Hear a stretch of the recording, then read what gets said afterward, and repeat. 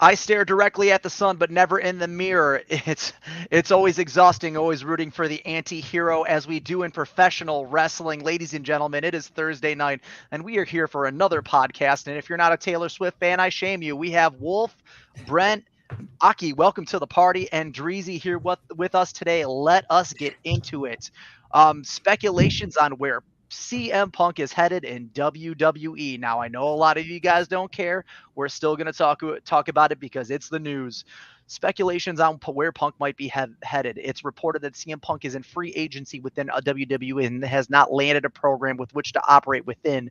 Sources in WWE say there's a lot of raw talent and that just plain don't want him present, suggesting that SmackDown will be Punk's end destination, in my opinion. I'm almost sick of fucking talking about Punk. If it weren't a gigantic to the overall community, I would just write this whole entire subject off. But it's worth an honest conversation.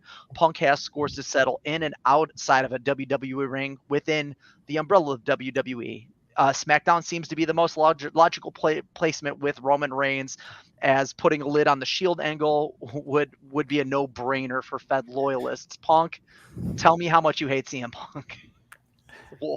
Wolf. Okay. All right. Well, I guess, guys, CM Punk's home. Literally home, because where the fuck is CM Punk? Living on TV all week. He probably already quit, Loki. We just don't know about it. Or got fired. Yeah.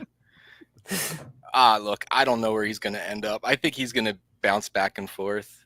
They're going to use him when they need to pull a rating. They're going to use him, just easily to get people to watch. But I mean, the rumor is going around that he's going to feud with Roman Reigns. I myself really have no interest in seeing that at all. At all. Maybe it might be funny to watch him lose to Roman Reigns. That might be enjoyable, but that's just me being a bitter asshole about CM Punk.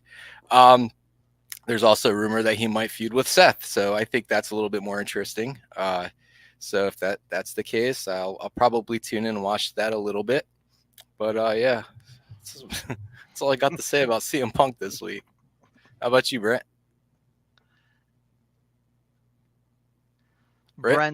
Brent is so opposed to talking about CM Punk, he's not even unmuting his fucking mic right now. And I'm assuming the same for Aki. No, I was going outside so you wouldn't hear the washer and dryer.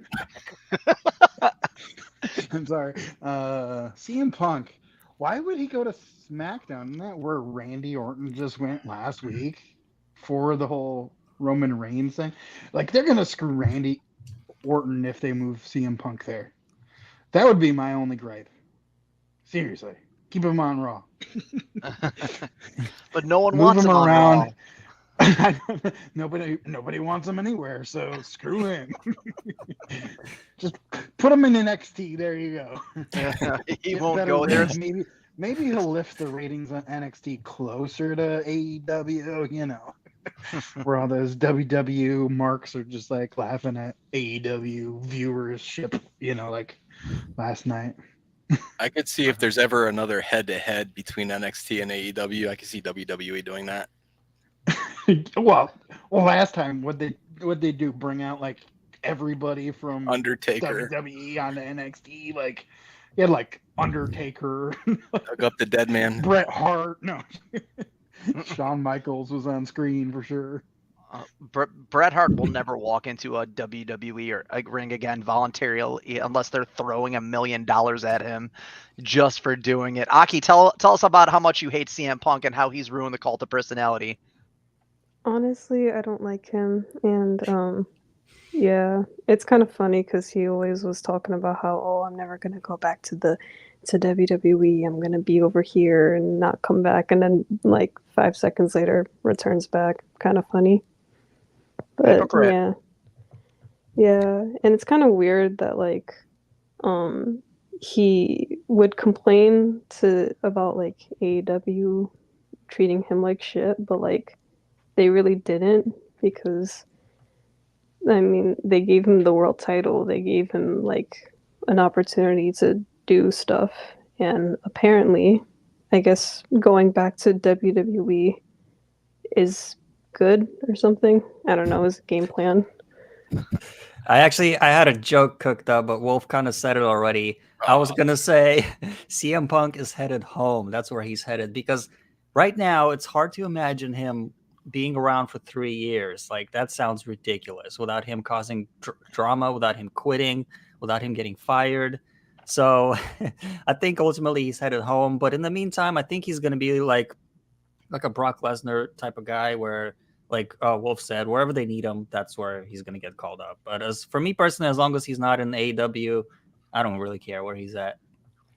Yeah, unfortunately, due to the nature of him coming back to WWE, that rained on a lot of parades, which is something we're going to talk about a little bit later in the program this evening. I inclined to agree, as long as he's not on my AEW television right now, due to how he behaved in the long run. That's cool, unless this is one giant work, which at this point I can't. If it was listen, it would be nice to be vindicated for all the I told you so's, for all of the tinfoil foil hat conspiracies I threw out in every community I touched. But let's not talk Punk ad nauseum. Let's talk about things that are a little bit more relevant in the pro wrestling world. Let's move on to the injury reporting. I'm going to cover a couple things here, but we're going to talk about the most important ones. In the injury report, we're going to stick with WWE to start. We have major injuries, as Wesley reported a loss of feeling in his back and legs following an NXT appearance, right? It said he's to undergo a surgery for and he's going to be replaced by Dragon Lee in his challenge to current NXT champion Dominic Mysterio. A literal hate factory. You can't put Dominic Mysterio on screen without, they couldn't pump booze louder into WWE television. It's just happened naturally. But let's move over to AEW. We had several reports of several talents preparing for returns from injury. We've heard from Serena Deeb, and we reported on this last week. Now we're hearing from Thunder Rosa, Jamie Hayter, and Kyle O'Reilly. That's huge. All being backstage for the past few AEW events. The implication of the latter, Kyle O'Reilly, it's pretty significant with Rodney Strong and Adam Cole being at the forefront of AEW programming. Who's pumped for an Kyle O'Reilly return? Let's go, Wolf. Oh, yeah. I love Kyle O'Reilly, man. I think he's a very underrated individual in AEW, and that's saying a lot because their roster's just tremendous with talent. I also think he's one of Tony's personal favorites. So if Kyle O'Reilly comes back, I can see big plans for him, especially the injury that he overcame. He might even be, we'll probably touch on this later, but he might even be involved in the major angle going on right now. That seems to be, pretty common speculation going around the different communities. So, yeah, I'm pumped for it, man. And, I think we got a lot to look forward to next year. We got a lot of fun things coming up. Brent, wake up. Wake up! Wow. He's not asleep. He just doesn't want to hear us hear You don't want to hear laundry. my washer and dryer because Better go catch it. Let's see. Yeah, I've been hearing all these things about Thunder Rosa being backstage for a while now. Like, was Jamie Hayter? Did you say Jamie Hayter too? Yeah. Yeah. Okay. And Kyle O'Reilly. Who else? There was some other time. Sammy Jack Guevara. Perry been back? Yeah, Sammy Guevara was cleared now this week after he posted his vlog, right? So Yeah. that's a good plus right there. Danhausen will people that probably. I like. If only they could just give Kip Sabian some more hours, Other than that, it's just good to see people back if they actually get back here. Probably after World's End or New Year's, unless they rush something into some storylines. I don't know. Aki. I hope that the people that you say were injured, I forgot their names, but I hope that they get better soon, or like as good as they can be. And it's going to be pretty cool to see Thunder Rosa and Serena Deeb back, because I've been wanting them back for a really long time, especially Serena Deeb, because I love her. I loved her. It was like the 5-minute matches or something. Oh, where yeah. I love those challenges. Hikaru Shida. Yeah. Yeah, I would love to see. Yeah. Yeah, I'm gonna be honest. I don't know who Wesley is, but I don't think that matters. I went on this long speech last week about how important health is and how expensive health is. So my thoughts go out to him, and I hope he recovers and continues to improve his career and put food on the table and make as much money as he can with his body in the wrestling industry. But I'm also happy to hear that all these people are coming back. One thing I want to say is that we got to be a little bit patient, because just because someone is healthy enough to return doesn't mean they're going to be immediately on TV, because a lot of this is pre-planned. There's storylines going on, their bookings in advance, so you kind of have to plug people in, especially when they're returning. So if you're wondering where someone is, like they said they're cleared but they're not here next week, I just want to say be a little bit patient. I'm sure everyone will find a spot soon enough. Well, Kyle O'Reilly being in the main programming is indicative of how they might be handling the devil angle. There's a lot of theories about that. That seems to be something we've talked about a lot the past couple of weeks. I would like to believe still that my secondary, guess on who the devil's goons were is right. It looks like Wardlow. I mean, Brent put that picture up in the chat earlier, and the dude was literally wearing it's a hard tell. He's wearing the same boots. Like you don't just go and spend $110 on boots to smack on a stranger, right? But Yeah. Kyle O'Reilly being a factor is highly probable. It could be undisputed very easily. Adam Cole's the leader, Kyle O'Reilly, Bobby Fish. It could even be the Bucks, the two Stooges, with where they're at right now. Do you guys have any feelings about that? Yeah, I think I spoke on that last week. I think Andre made the point that Jack Perry could be the devil, and I kind of commented that if that's the case, I could see the Young Bucks being involved because they're all buds, and it would add extra flair to the angle. But I have no interest in seeing the Bucks right now. Oh, segue time. No. One thing I want to say very quick. I talked to somebody. It probably was in the group with one of you guys. I can't keep track of everyone that I talked to, but I think that. Sorry, interference. I think that Kyle O'Reilly, even if he's not part of like this initial group of the Devils, I think that he could very well join afterwards. Because I mean, nothing says that the storyline has to stop once the guys are revealed. They can continue dominating for the next year or so. And Kyle O'Reilly and other people can join the group depending on how the story plays out. Brent, did you have something on this?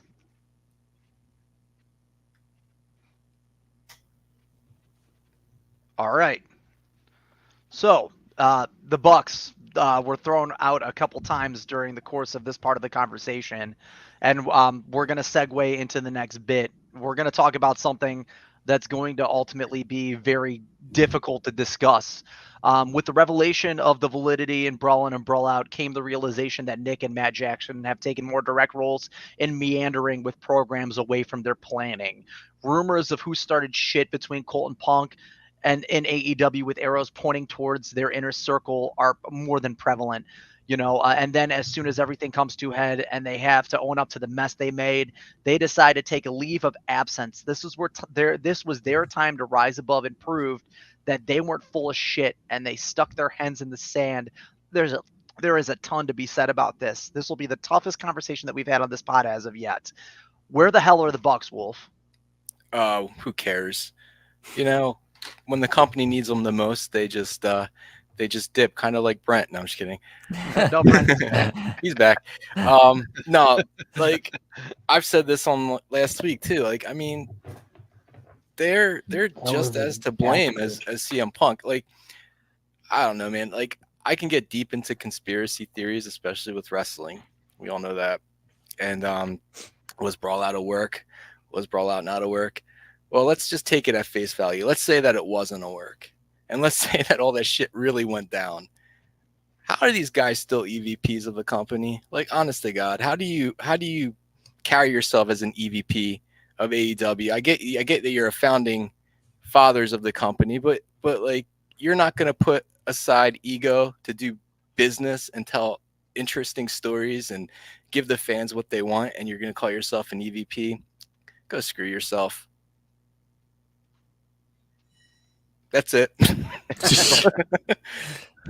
Brent, what do you got for us on that one? I miss the Young Bucks, man. I like the Young Bucks, no matter what they do. I don't believe 100% the CM Punk stuff, but let's see.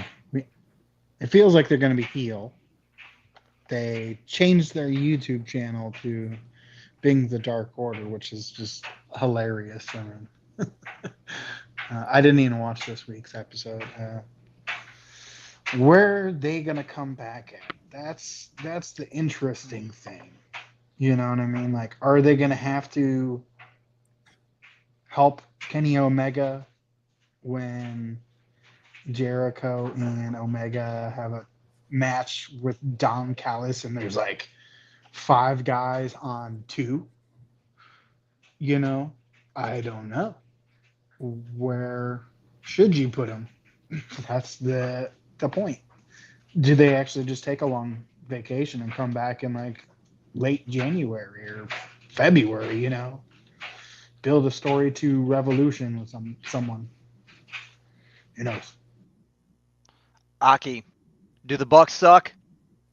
I mean, I don't know. Maybe. Or maybe they swallow. But anyway, so you're saying that it's been reported that they left because people are like trying to wait, I'm confused.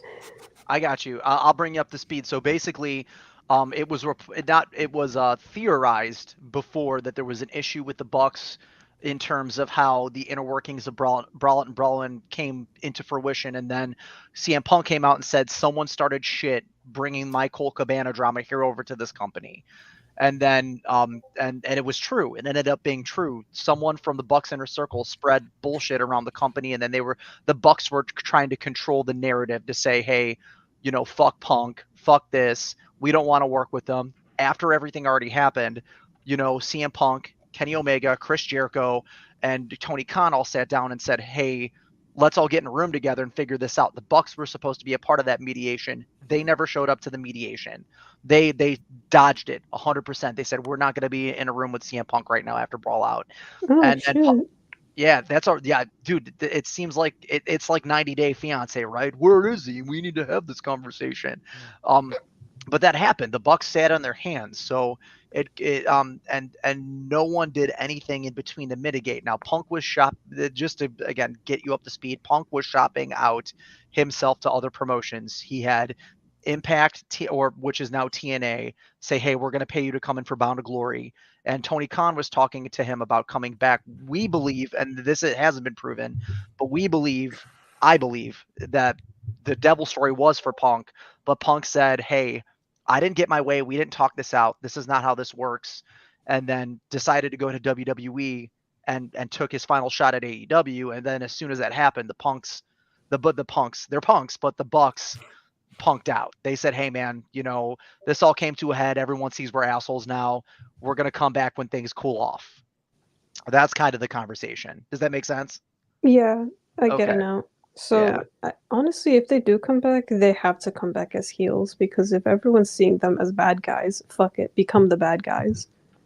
Yeah, they were great as heels throughout their entire career. I'd love to see them come back and be Bullet Club. That'd be sweet, right? Oh my god, yes. Too sweet. Yeah, it's a good idea. Yeah, I mean, if they were to embrace the image now, it doesn't buy back their integrity, though. At the end of the day, these are guys that run this company that sold themselves out in order to make a statement to a person who could have ultimately improved the product, whether you like him or not. You know, like I can't, like I'll be honest with you, as much as I advocated for Punk coming back, I have consistently said fuck CM Punk. You know, I only wanted him back because I wanted Tony Khan to own the greatest work of all time. Now that currently belongs to Punk the individual, not the promotion that he works for. Andre, what do you got on this one, man? I actually don't have much to say about this because I take all dirt sheets with a grain of salt, no matter how consistently accurate they are, because, you know, I wasn't there. I don't know these people. I don't know what's going on backstage. I try to just enjoy the show at face value. If what you're saying is 100% true, then what I want to say is that the difference between Punk and the Bucks in this case is that Bucks did not embarrass the company publicly like Punk did on the brawl out. What was it? The scrum. That's the thing that bothered me about the Punk situation. I realized that there's politics everywhere. At your job, at every job, every profession, there's politics, there's gossip, there are people who don't like each other. But when you go publicly embarrass the company, you bury your top star like Hangman Adam Page, you embarrass the owner sitting right next to you. That's the part I did not like about Punk. With the Bucks, I haven't seen that. So I'm not really trying to pick sides or anything. I wish everybody just worked together and made their money and made the company grow. And I hope they do that. I do like them as athletes. I like them on my TV screen. They entertain me. They always put on great matches. So I do hope to see them back. I don't really care what role they're in, as long as they're back. And I just want everything to be good, backstage and on my screen. I agree with that statement completely. I'm going to make a poignant point and then quote a person from the hub. Not the hub. It's not the hub, but from the page today. Excuse me, hub followers. We're not those people anymore.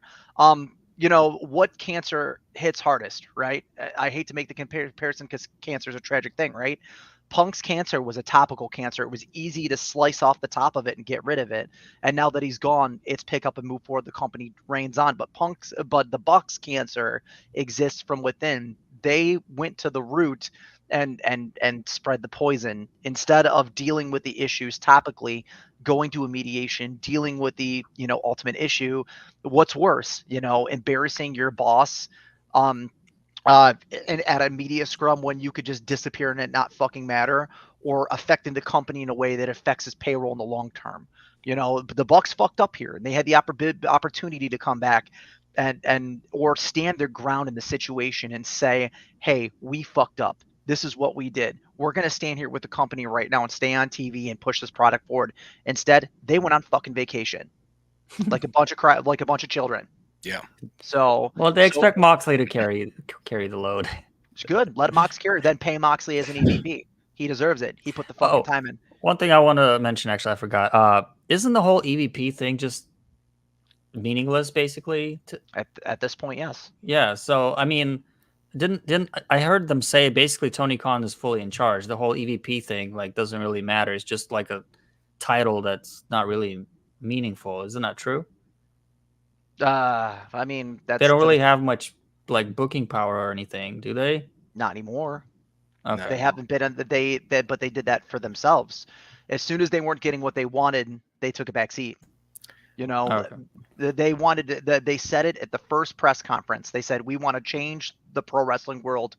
We want to evolve the landscape. And you know what they did? They did that. Good for them. Now people are doing it for them, and they're sitting on their hands. Yeah. Now I promised LaFuron that I would do this. He had a very poignant point. I'm going to read this and we can move on.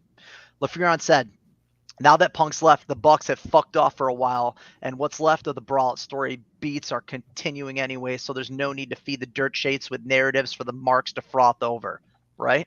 So let's make Danielson AEW social media please to kayfabe a reason why talent aren't going to be talking shit on Twitter anymore. We're going to get to that. Nice. Because of a guy who steadfastly refused to carry any titles because he just wants to wrestle, not carry responsibility, is now going to have time and the will to sit on Twitter watching 200,000 plus AEW's talents post about every little thing. Yeah, okay. We're going to get to that as well. A little preview for the future of this show. We're going to talk about Danielson, but we're going to get there. But continuing on with Brawl in, Jungle Boy's back, baby. Jack Perry filed a patent for Jungle Boy this week to use within in-ring. It's known that he's been on a suspension. There's a gigantic storyline going with Christian Cage right now. What direction is going to head? Is this going to head in? Are we getting an imminent Jungle Boy return, Wolf? Yeah, I was thinking about that exact thought. Is he? I could see the the speculation is if he comes back, he's going to be involved with the Devil storyline or the Christian Cage storyline. I myself think it would make more sense to have him involved in the Christian Cage storyline. just because of his past work with Luchasaurus.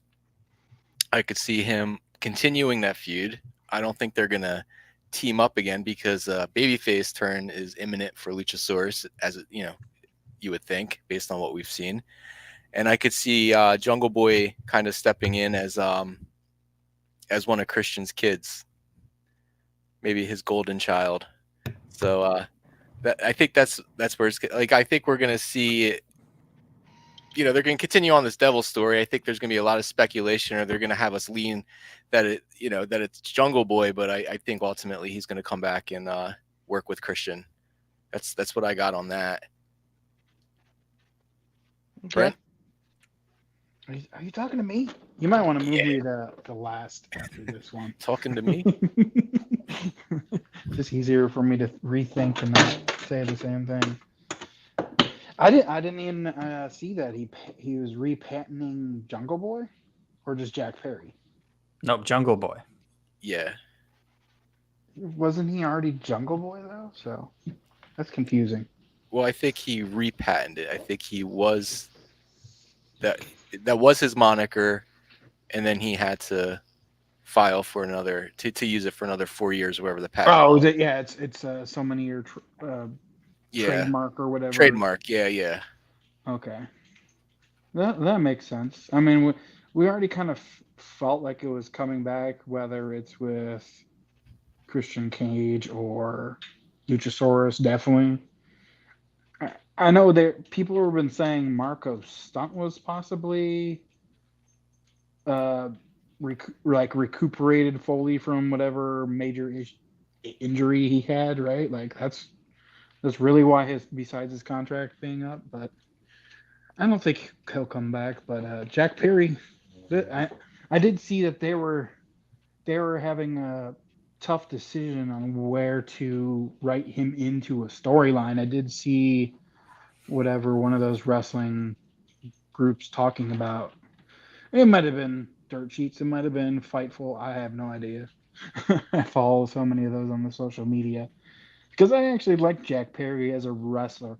I really wasn't digging his heel, like, wasn't as strong as we wanted it to be, but it just was the storyline, I feel.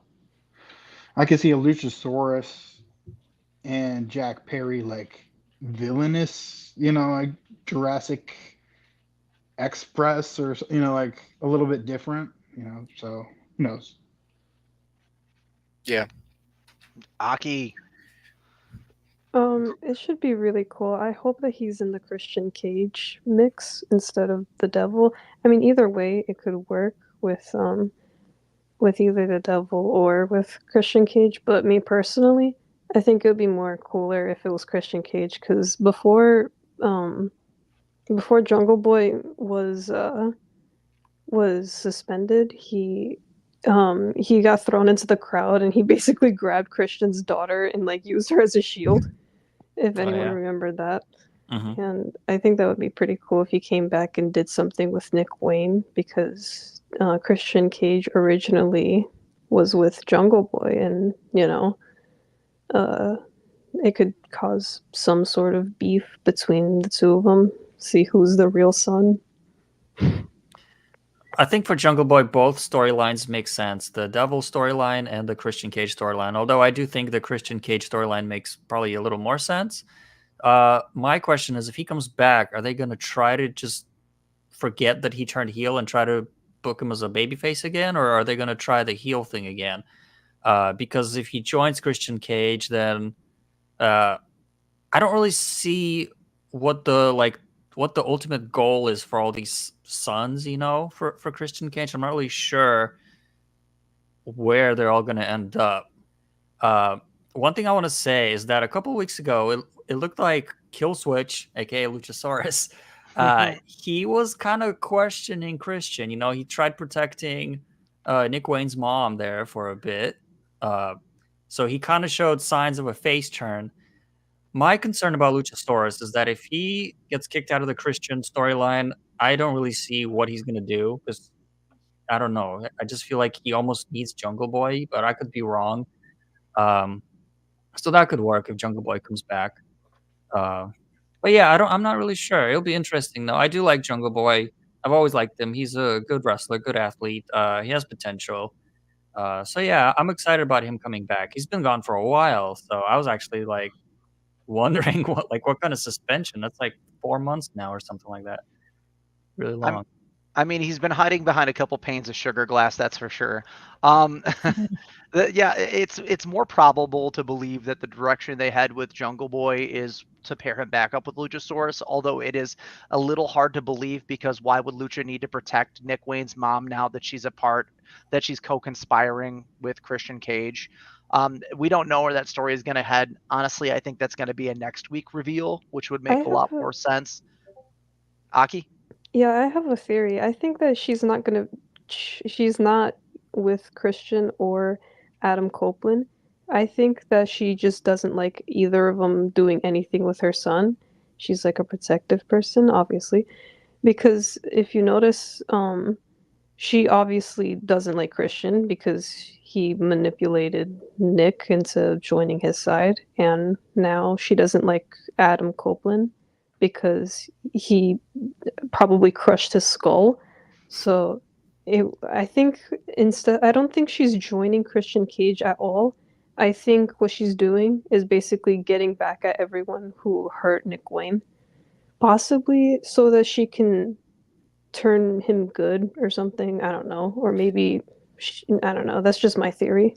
But if that was the case, why did she only hit Copeland with the belt yesterday? She could have hit Christian also. Yeah, fair point, but you know, it's just a theory. Okay, yeah, it's possible. It's possible. Yeah, a wrestling theory. hijack from another YouTube page. Yeah, I mean, and it's a good theory to have. I mean, obviously, it's on both sides of the spectrum. If I were a parent in this situation, I'd hit both of them. One for beating the shit out of my kid and possibly hurting him, and the other one for pretending to be his father and abandoning him because he's already got a dead dad, right? Your father's dead. I mean, I get the fact that they will rock that so hard. Absolutely floored. You have a dead dad. Well, your mom. You know, it's pro wrestling 101. You know, they're yanking the chain from both sides of the spectrum, but there's an air of responsibility that has to be had for the parents in this situation. But while we're on the topic of responsibility, let's pivot to our next segment. AEW has a new hangman, and his name isn't Adam Page, and he is responsible for dealing out the punishments for when you're not doing what you're supposed to be doing. Bryan Danielson has taken a direct role in dealing out punishment for talent violating contractual bylaws, and he's handed out a few fines already. He's nailing people for social media abuse in the AEW locker rooms. Reporting is that Andretti took some shit for that CM Punk post he made the day of Survivor Series, and another unknown AEW talent has spoken out about receiving a fine. We don't know the second one. Danielson is a known paragon for the moral high ground. How cool is this shit? The dude's not only cracking skulls on screen, he's fracturing orbitals in the locker room. Wolf, what do you think about this, man? Excuse me. If there's anybody who's right for the job, it's Danielson. He's just so respected and so careful with maintaining the culture in the locker room. It's it's all.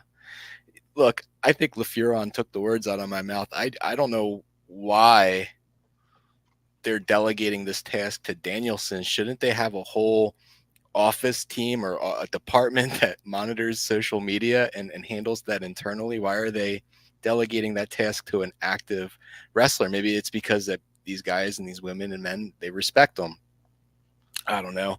I think it's interesting, but it's fun to speculate too who the other person is. Well, possibly. I mean, yeah. You got to look at the Fed from way back when. JR had that responsibility, and he was live commenting every single week. I mean, it's crossing the streams. They trusted JR to have that same responsibility. If you ever seen the plane ride from hell, you know, he fired like half the plane. Yeah.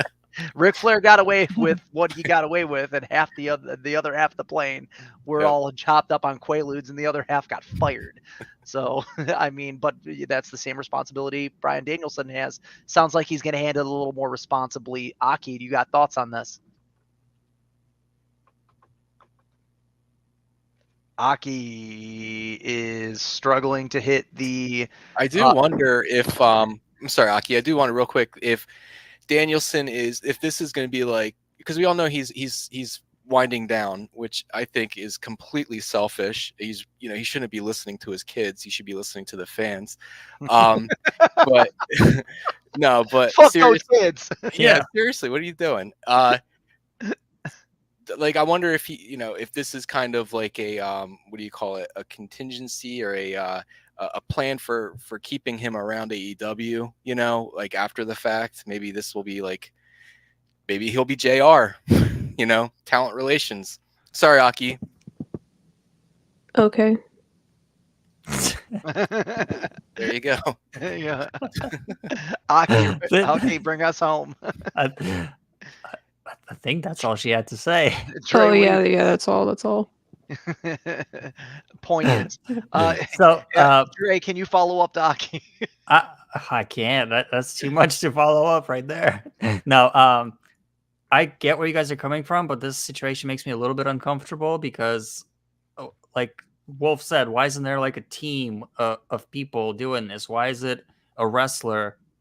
Why does a wrestler have the power to punish his peers? That kind of doesn't sound right to me. Yes, he's respected.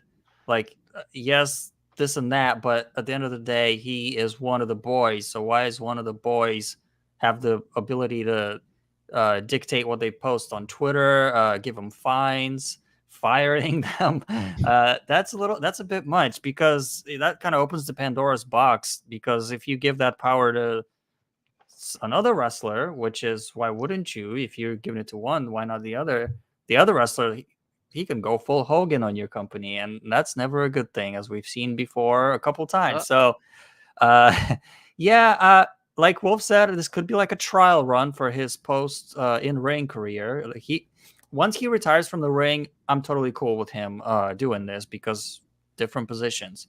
And you brought up JR, and that's similar, but JR, he doesn't have to. He's a different position. He's a commentator. He doesn't have to compete with wrestlers for like promo time, ring time, character time, none of that. So I think that's a little bit different. I think it will go over fine, but I don't know. It's a little fishy. Brent. Good morning, Brent. Good morning. I mean, good afternoon, and good evening, and good night. I think this is ridiculous. I don't know if they're just trying to pin it on Danielson or not. I know he's almost like the collision manager, right? Like when he signed, or after the whole Punk left, they made Danielson more in charge with the writing and storyline overall with Collision. So, I mean, he did write up the Continental Classic Championship that's going on right now, or he brought that in, right? So, but watching over people's Twitters and Instagrams and all that other stuff kind of seems like nonsense to me, right? Like, don't you have someone like older that can be in charge of that, like that maybe everybody will respect, more? Like Jake the Snake Roberts? No, I'm making a joke right there, but Arn Anderson, we had the Ric Flair thing last week with the social medias. Like that was hard, right? So maybe people should just like be less themselves online and use it just as their character, like some do, right? Like they keep their heel status on Twitter like MJF does, and like Swerve does, and some of those other guys does, and it's like, just keep it in your storyline. Don't make anything personal, political, whatever garbage, right? It's wrestling. Keep that out of the sport, I don't know what else you can do. You can't monitor everybody 100%. So something's still going to happen. Well, obviously, Punk proved that you cannot monitor someone 100%. Bill Herster in the chat wanted to make a point. He thinks the role's closer to what the Undertaker did in the late '90s and 2000s. Taker was known to run the talent and keep them in check. He took a lot of responsibility for the backstage bullshit. It kind of trickled down. He was a locker room leader. Vince would go to Taker to the talent, and then Taker would answer for those people not being in line and then make the decisions on what they do with them. And JR actually had an active hand in that. Do you guys think that any one talent should have that responsibility, or should that be something that's disseminated through more people? I thought Jericho already was doing that kind of stuff backstage, right? He's been pretty like cohesive in like uniting the locker room before, right? With the whole Eddie Kingston thing last year and Sammy and all that other jazz. Yeah. I mean, I don't think The Undertaker was writing fines, though, to wrestlers either. I mean, they held wrestlers' court, though, and that could have been worse. Yeah, who's taking the chops? But they would do wrestlers' court, and those receipts would get paid forward behind a camera. I mean, what was the name of that kid that shot on Hardcore Holly?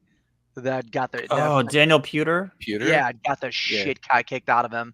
And then he was outed in Royal Rumble too. He was the third in the Royal Rumble. He was ganged up on them. They all took turns kicking the shit out of him and tossed him. He was never seen behind a WWE camera again.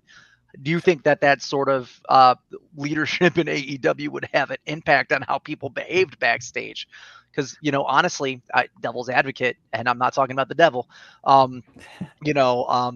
Some of these stories we hear about people acting out in AEW can get kind of wild. It can. I think it's a balance. I don't think they were insane back in the day. I mean, think of one of the guys who was in the ring with Pewter and what ended up happening to him. I mean, these guys were a little unhinged. I think there's a more of a respect factor, involved in wrestling and trying to upkeep that and not letting things get leaked out to us. And I think there's an honor in protecting that, but to the point of humiliation or hazing an individual, a human being, I don't think that's right. I think fines are sufficient, but I think they should just be managed internally by the office. I completely agree. You got to remember, 30 years ago was a different time, and it would not fly today, because back then, if you remember, they were getting in fights. They were doing drugs backstage. They were shitting in each other's bags. Can you imagine Young Bucks shitting in CM Punk's bag, and then just like nothing happened, like just moving along? That wouldn't not happen. Like, I don't even think those people today's wrestlers would even think of doing that at this high of a level. Maybe in the indies they do that, but yeah, it's just the Undertaker stuff. There was a lot of bullying back then. Chris Canyon's story is very infamous about backstage bullying and stuff like that. So very different times. But yeah, they need like specific people, like social media monitors. Like, how hard is it to hire one? Maybe don't play that Europe song, The Final Countdown. Maybe save some money, pay 3 years salary to online monitor, something like that. Yeah, they got to do. Yeah, it just sounds a little bit amateur when you have a wrestler doing this. Well, I mean, would you rather have someone shit in your bag, or would you rather have someone bite your dog? Pick. The dude shares a bank account with his mom. My dog will bite back. My bag will not shit back on the wrestler that's shit in it. Dear God. Well, we got a couple more things to talk about this evening, unless you guys have anything else you want to share on Danielson being the new Hangman. You guys good on that one? We took that a little long, right? Yeah, yeah, we ad nauseum, my friend. Well, I don't, honestly, I had a couple more planned for this evening, but let's kind of condense the rest of the show, because we're still gonna recap Dynamite. I'm gonna compress this into one. Quick little tinfoil hat. We got Finlay versus Mox versus Ospreay next year in Japan. Is Ospreay gonna carry all the international titles?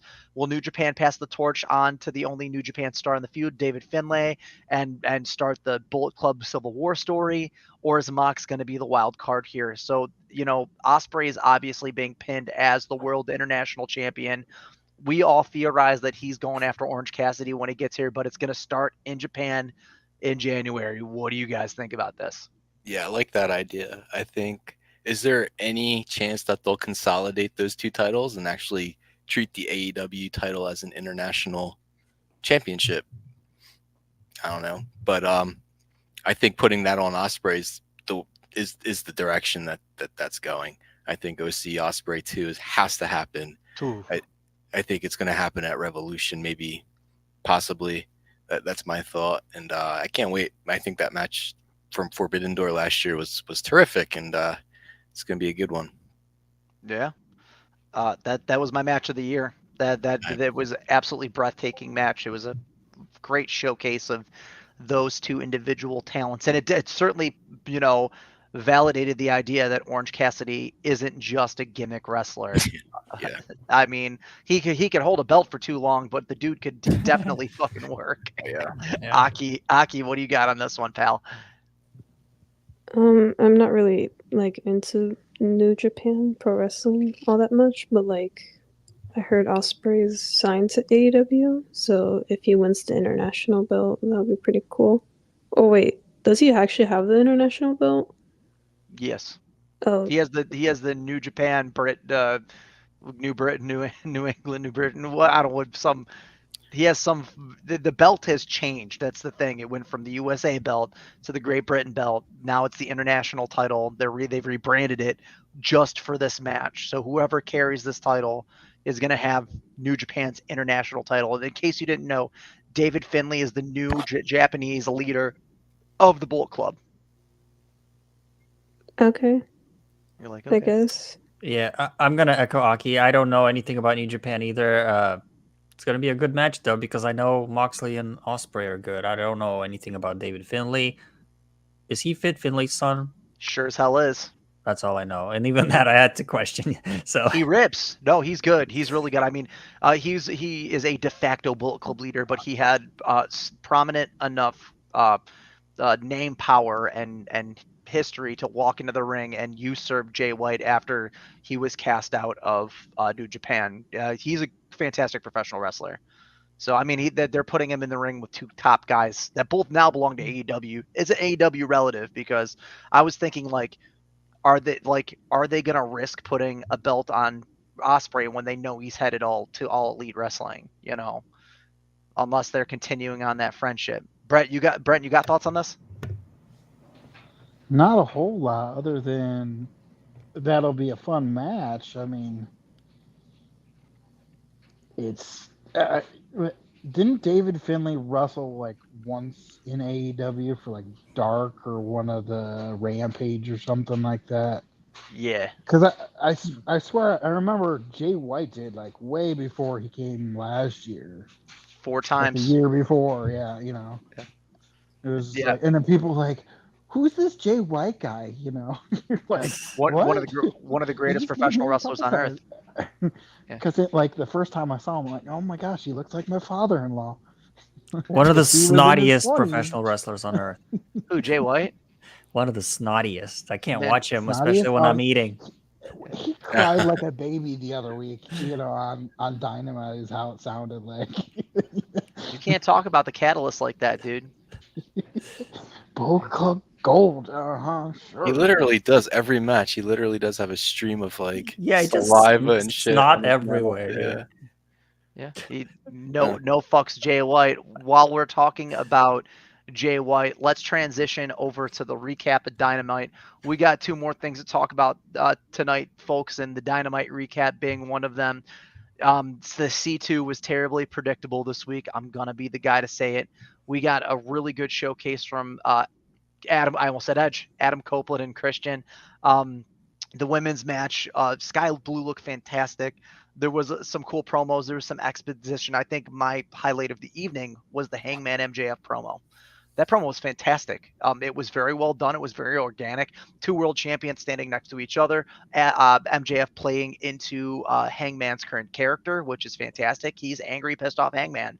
He's not sad cowboy. He's not emo cowboy. He's not teacher cowboy. He's ready to fuck you up cowboy. He's riding to the sunset with your bitch cowboy, and I'm ready to see him execute on that. But I want to hear what you guys thought about Dynamite and what your favorite matches were. Wolf, go ahead, roll us out.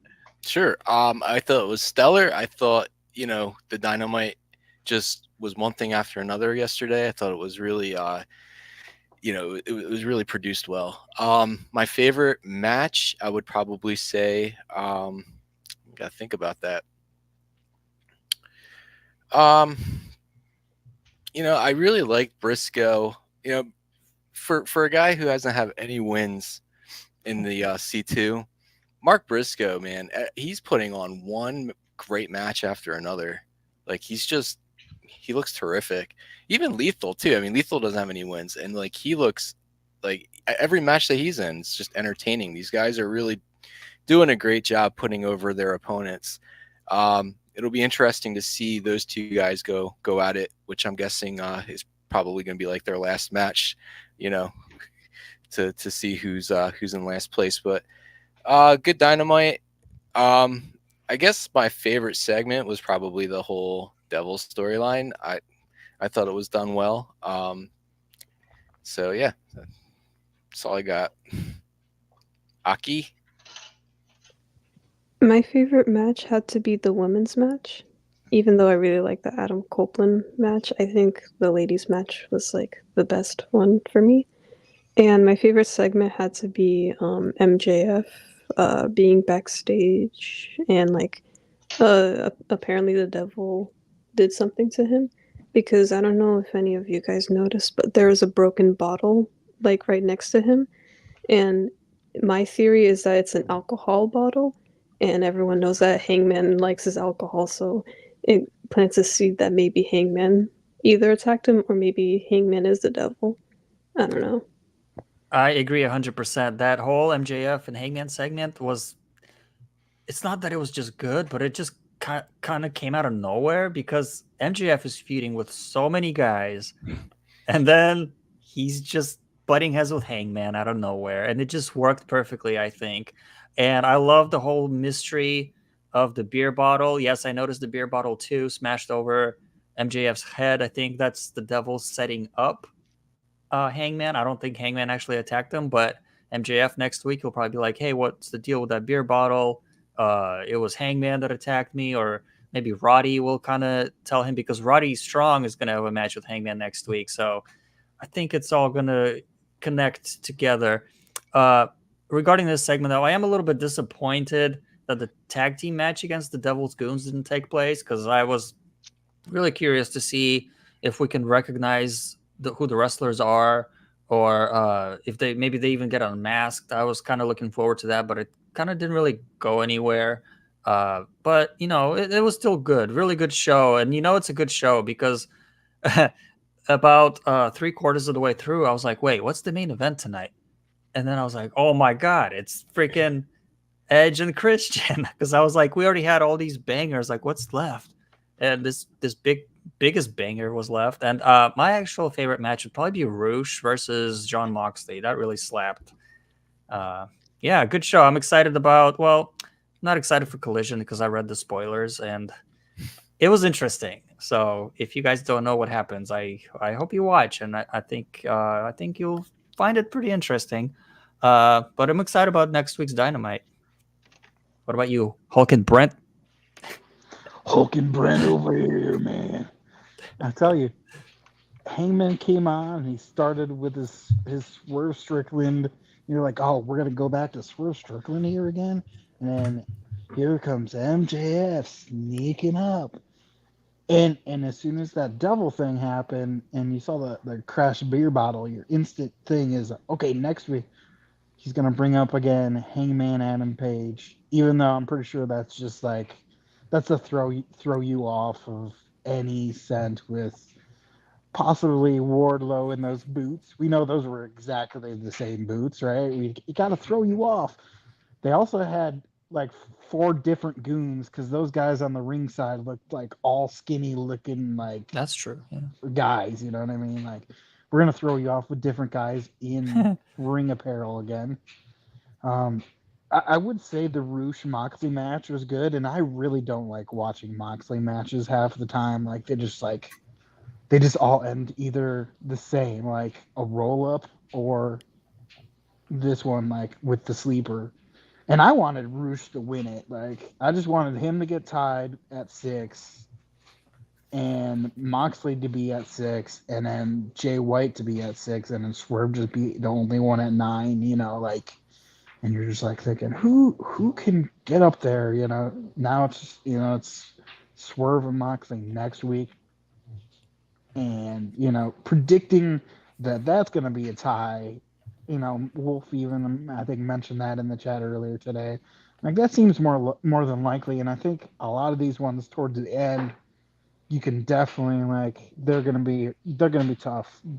I would assume that, like you said, the Briscoe and Jay Lethal to be last, and that could possibly be a tie where like they just end with 1 point each.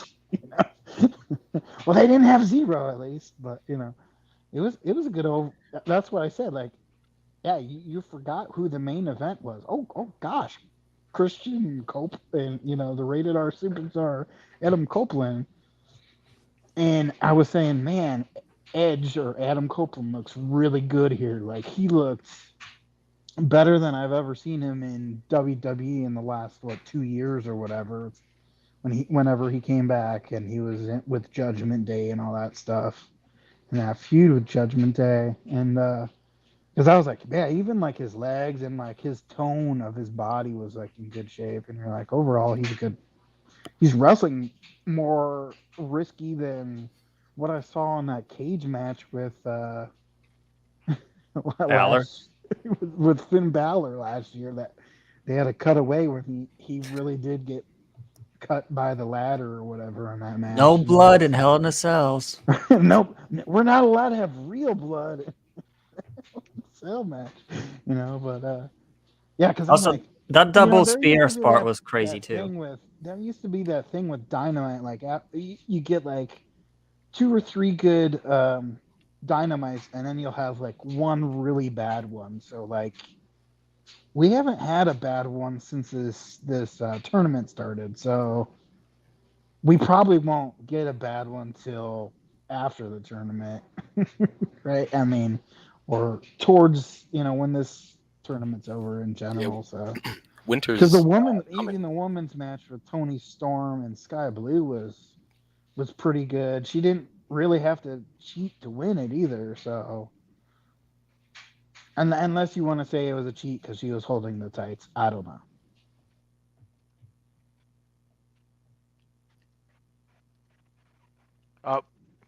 Oh, it's on me. Wake up, Shane. Oh, gee, dear God, zoned out for a second. And that's this whole entire pod today, guys.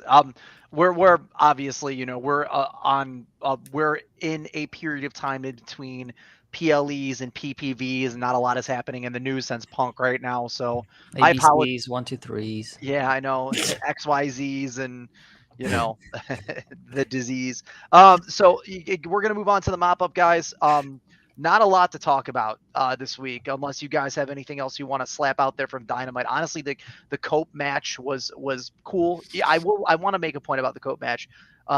Adam Copeland went up there, and it looked like he was performing like a dude that was 15 years younger. You could definitely tell by the way that he was performing during this match that they had put a cap on what he was doing in the Fed, and that was shown during WrestleMania after he threw that that ladder in Finn Balor's face and split him open. These are the matches that he wants to be doing and he's tuned to be able to do. He came from that era of violence. So it's nice to see him kind of come back to form. The outcome of that match, yet predictable, was also disappointing for me. I would have hoped that they put him over because, slap a title on this man. If not, put him back in the tag division. Hopefully we see that sooner than later. For my mop up today, I just really wanted to talk about VKM. Some news about Vince McMahon's involvement with storytelling came to light today in regards to how involved he is with WWE. And you guys know I'm more of an AEW guy than a WWE guy, but it seems like he's far removed from the company. He's acting more like a financial figurehead than he is directly involved with processing the WWE product. I don't think Triple H has done that good by the product. People want to swear by him because of his NXT days, but he isn't really doing that much more than Vince was. You're still only saying the same favoritism. You're still saying risk versus reward shots being taken with no payout to the fans in the back end. I don't shame WWE as a company. I know the greatness of their product in the past. I'd love to see them put out a product comparable to what I enjoy to watch, which is AEW. Hopefully sooner than later. Do you guys have thoughts on this? Fuck Vince McMahon, by the way. Yeah, fuck him. I saw a quote today on Twitter. It was pretty funny. Some kid said Endeavor gave Vince McMahon a remote control that's not plugged in, and just that's what I do to my kids. let them play. They fall for it every time. So here you go, Grandpa. We picked you Kirby. Aki Dre. You could just say fuck Vince McMahon if you don't want to talk about honestly, fuck Vince McMahon. Here we go. I always say I don't like to hate people, especially in the wrestling business. I don't hate anybody, but Vince McMahon, if I had to say fuck you to somebody, it would be Vince. Fuck you, Vince. For so many reasons. You know, it's a matter of separating the art for the artist. I am a staunch fuck Jim Cornette. Fuck Jim Cornette. Fuck Jim Cornette all day long. But at the end of the day, Jim Cornette built modern professional wrestling from the 80s and 90s. You can't deny the legacy. Fuck Ric Flair. He's a piece of shit. He objectified women and did all that shit he did. But his character is he's pop culture. He's a pop culture icon. The heat that he took last Friday, justifiable. We had this conversation before. You have to reap what you sow. He shouldn't be given a platform right now. This is what happens when you misappropriate a legacy. And he chose to misappropriate his own, and he's reaping what he sowed. Same as Vince McMahon. But we wouldn't have wrestling if it weren't for these guys in the first place. It's a hard pill to have to fucking swallow, guys. And I hate to be the guy saying it because I will be fuck all of these guys all day long. But it's funny to see Vince McMahon out of the game. It's like a toddler playing with an unplugged controller. It really until his dies, I won't believe that he's completely out. You know what, Chris? Did you guys see the Chris Van Vliet, Chris Jericho interview? Dude, Jericho said the same thing. He said, "Hey man, everyone should work under Vince for at least 6 months." Oh, I saw that part. Yeah. Yeah. But he also said, "I didn't believe that Vince was going to be out." He said exactly what you just said. I didn't believe that Vince was going to be out of the game until he died. So, yeah. Hold on. Bill Herster in the comment. You got to give Vince Russo his props if you're going to give Cornette his. Hey. I enjoy some of Russo's stuff. I'll be honest. I enjoy some of Russo's WCW. Not for good reasons, but it was enjoyable. I was always confused on why people don't like him. Didn't he I forgot. Oh, there's so many reasons. He sold WCW down the river and ruined. Aki, have you ever watched WCW from 2000? I wasn't even born at that time, so probably not. You should check out some episodes, especially in the summertime, and it would be you're gonna have fun, but you're gonna think it's the dumbest shit ever. Okay. I'd like to hear your opinion about it, actually. Okay. Vince McMahon is just old and some cranky dude nowadays that thinks he knows it all, right? I think his writer was the other guy that helped him write so many things. Which one? They showed on the Rock show. He was like the openly gay friend, like whatever his name was. Was it Pat Patterson? Oh, Pat Patterson, yeah. Yeah, I think he was more of the. He was his right-hand man for talent. Yeah. Pat was Vince's right-hand man for most of his tenure in charge. Yeah. Mm-hmm. Can I move on to my mop up? Let's get it. All right. So my mop up. it was advertised on Dynamite yesterday that they're going to be in Texas, and the Von Erichs are going to be making an appearance. And I think that's pretty cool. They're probably going to promote the movie. And some news hit regarding that movie today. The Iron Claw is going to stream on Max. So there's kind of this, belief that, or, hope that AEW is going to stream to Max soon. And if they're promoting this, I don't know, it could be a good sign that that's coming down the pike. I don't know. That's all I got. I think that's cool. I love Max. Max is my favorite streaming platform, so they always come through with these movies. I'm so used to not going to the movie theater, and I'm glad that I don't have to for this one. I can just watch it with my dad, and hopefully it's a good movie. A24, I'm not a big fan of A24 movies, but they are always very creative and very different and very good in terms of critical acclaim. So when it's a subject matter that I'm interested in, such as wrestling, I think it's gonna be good. Yeah, I'm definitely gonna be watching it. I mean, it's a sad story, obviously. I'm gonna have to prepare myself. If they cover the whole thing, it's one of the most emotionally decimating stories. I mean, the Von Erichs, are you kidding? Addiction, suicide. I mean, it's fucking crazy, but it is going to be an excellent story if it's told well. The movie's already getting absolutely rave reviews. I'm sorry, the suicide is like a very dangerous topic of conversation, but to the Von Erichs, it's it has to be in the conversation. Yeah.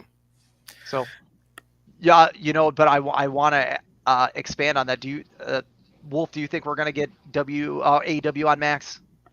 Can that be a thing? I'm hopeful. I think so. I think Tony, they're at this juncture. I said this in the Discord that he's trying to do a service for the fans. He wants Tony operates AEW for the fans, and having one hub that houses all of their catalog, and even possibly New Japan, if they can partner. I don't know if they would, because they have their own streaming platform, but one platform that just has not only AEW, but you got Ring of Honor, you got a whole catalog of wrestling that you can sell. And I think that that's the perfect platform for them. I mean, it just makes logical sense. I'm surprised that it hasn't happened yet, but I'm guessing that there's some deals that they're still handcuffed to, like Bleacher Report. I want to get away from Bleacher Report as soon as possible. I mean, that shit is not even I have to boot up my Xbox every 3 months just to watch AEW because it's not available on my smart TV doesn't have it, PlayStation doesn't have it. It's stupid. Yeah, it doesn't even work half the time. Yep, it's not good. Where did it say that the Iron Claw was going to be on there right away? Because what I read was that Warner Brothers and A24 signed a partnership. And then people were saying, well, hopefully then that means the Iron Claw will be on there in a couple months after it's out of the 60-day window. You're calling me out. I saw it on Fightful today. Okay. Were they saying it's going to be on there right away? Because that means that they don't give it much hope in the theater per se, because it's going up against Aquaman and that Wonka movie, which I think that Wonka is another Warner Brothers movie itself. Wonka's going to sell itself. Aquaman, the DCU That's has been absolute garbage. Although, I mean, the Aquaman movie's been decent, but William Dafoe isn't in this one. And you're getting round 3 of fucking Black Manta, so I can't imagine that Aquaman is going to be something to run to the hills for. The Iron Claw is a standalone. The dude, what was the? Is it just called The Wrestler? What's his face? Yeah, Mickey Rourke. I did not. Yeah, Mickey Rourke. You never seen that movie before, dude? It seems like when someone that has a passion project that's based in professional wrestling that puts it to screen, it typically knocks it out of the park for wrestling fans. The Wrestler with Mickey Rourke, Heels. My God, look at fucking Heels, dude. Or look at the first Spider-Man movie. Sam Raimi was a gigantic pro wrestling fan. that said Oh, that 2-minute segment with It Macho has Man was Macho Man in there. one of the best parts of the movie. You know what Macho Man did to prepare for that movie? 29 years in professional wrestling.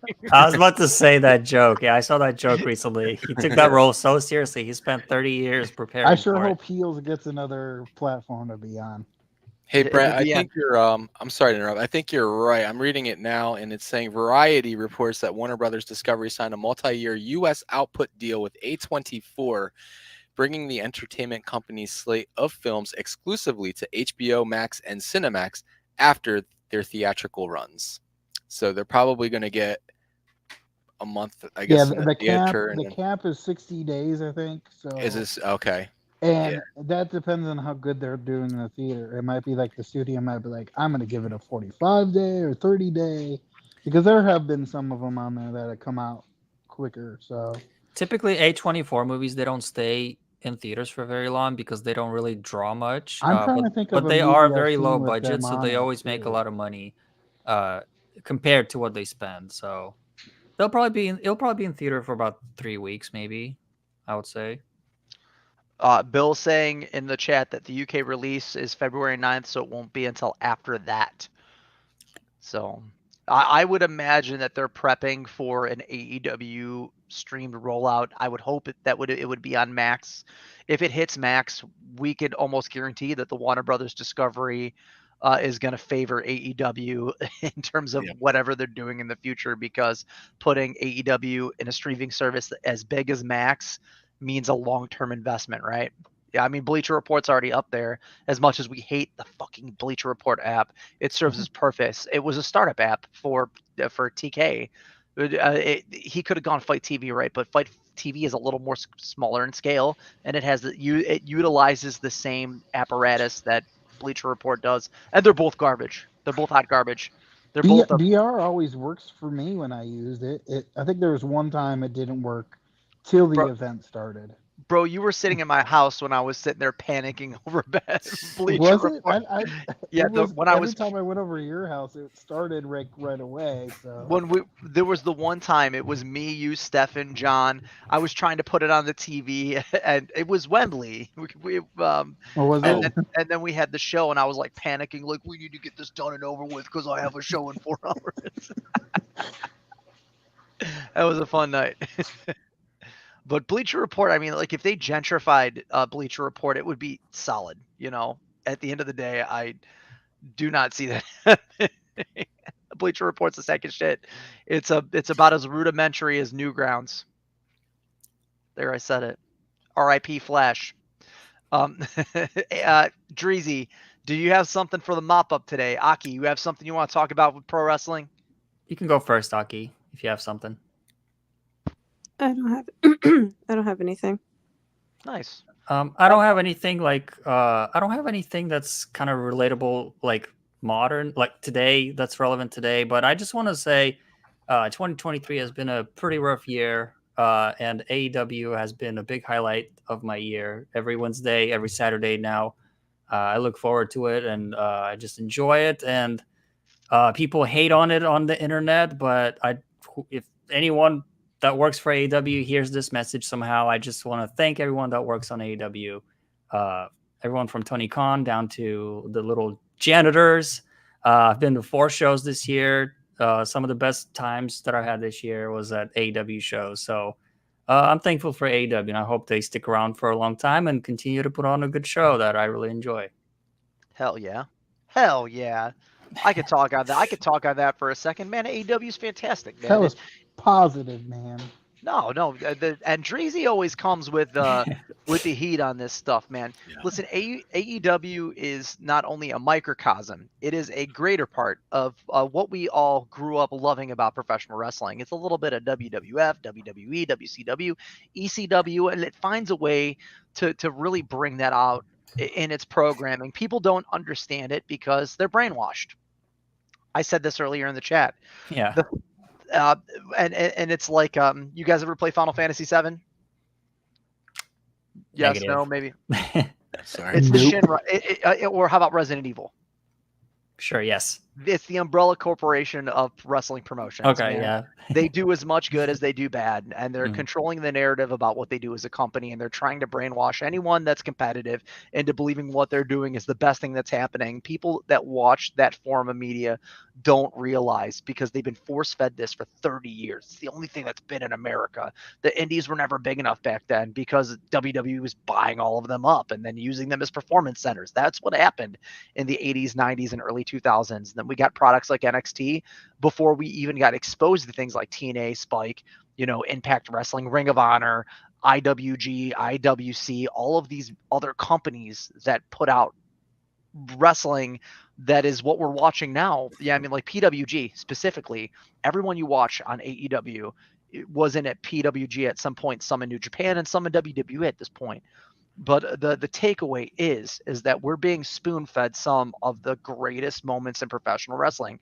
That's what this company was designed to do when it came out. And for the naysayers out there, before you shit on the product, watch it. And if you don't like it, then cool. But if you haven't watched it, shut the fuck up forever. Shut up. Shut the fuck up. Seriously.